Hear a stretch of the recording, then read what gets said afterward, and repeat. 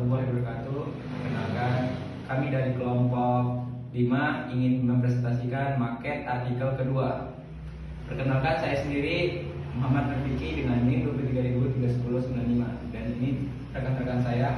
Fadia Ramadhani, nomor induk mahasiswa saya 230000111108. Dan saya Ahmad Alfian dengan NIM 2303109. Dan kebetulan di sini kami cuma bertiga karena satu anggota kami tidak tahu kemana dan di mana. Baiklah, di sini kami akan memamerkan hasil maket dari kelompok kami, yaitu tentang sistem kerja otak pada saraf pusat Dan mengenai fungsi dan anatomi otak. Oke, baiklah teman-teman. Di sini saya ingin menjelaskan tentang otak. Sebelumnya, apakah teman-teman sudah mengetahui tentang otak? Kalau belum, oke baiklah. Di sini saya ingin menjelaskan terkait dengan otak. Apa fungsi otak dan apa itu otak? Otak merupakan dari pusat komputer dari semua alat tubuh yang terletak pada rongga otak yang dibungkus teman-teman oleh seliput otak yang kuat. Oleh karena itu, otak adalah alat tubuh yang sangat penting. Otak yang beratnya kira-kira 3 pon. Oke, baik. Organ maharumit yang sangat berperan penting dalam kehidupan. Secara garis besar, otak dibagi menjadi 3 bagian utama, yaitu otak besar,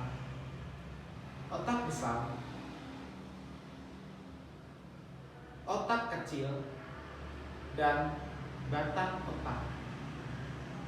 Ketiga tersebut itu bagian-bagian masih dibagi menjadi bagian yang lebih kecil. Selanjutnya teman-teman, kita akan membahas cerebrum atau otak besar. Di mana itu otak besar? Otak besar terletak di bagian yang warna kuning ini ya teman-teman, yang besar ini. Apa pengertiannya?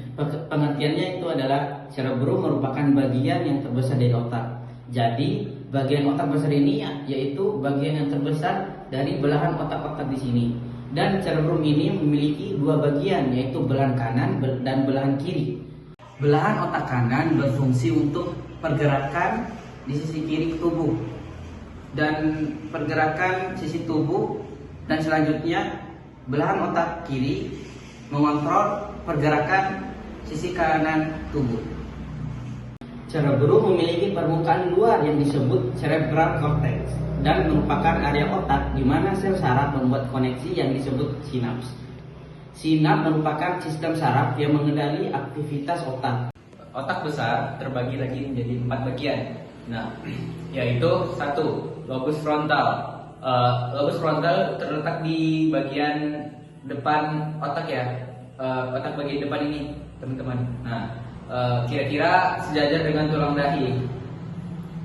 Lobus ini berfungsi mengendalikan gerakan, ucapan, perilaku, memori kita, emosi, kepribadian, dan berperan dalam fungsi intelektual seperti proses berpikir kita dan penalaran, pemecahan masalah, pengambilan keputusan, dan perencanaan.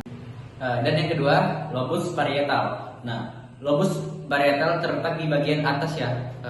Ini teman-teman, yang ini. Nah, terletak di belakang lobus frontal yang berfungsi mengendalikan sensasi seperti sentuhan, tekanan, nyeri, dan juga mengendalikan orientasi spesial atau pemahaman tentang ukuran, bentuk, dan arah.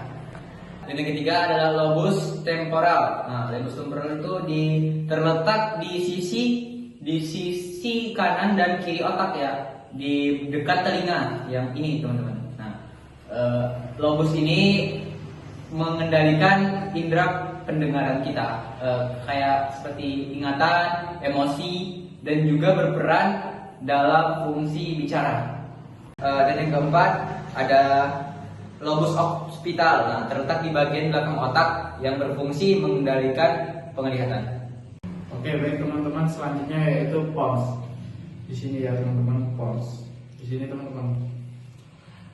Pons ini merupakan bagian terbesar dari batang otak yang terletak di bawah otak tengah.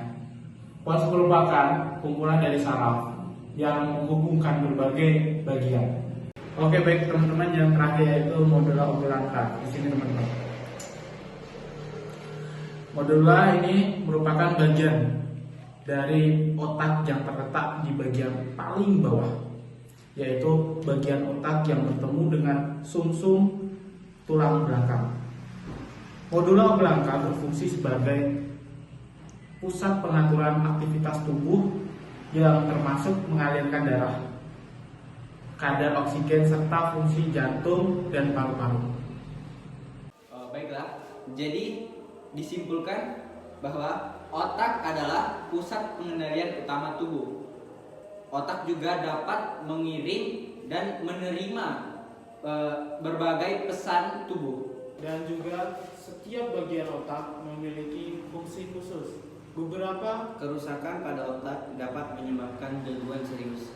Contohnya seperti orang terjatuh lalu kepalanya terbentur dan dia mengalami cedera pada otak dan otaknya tidak berfungsi dengan baik.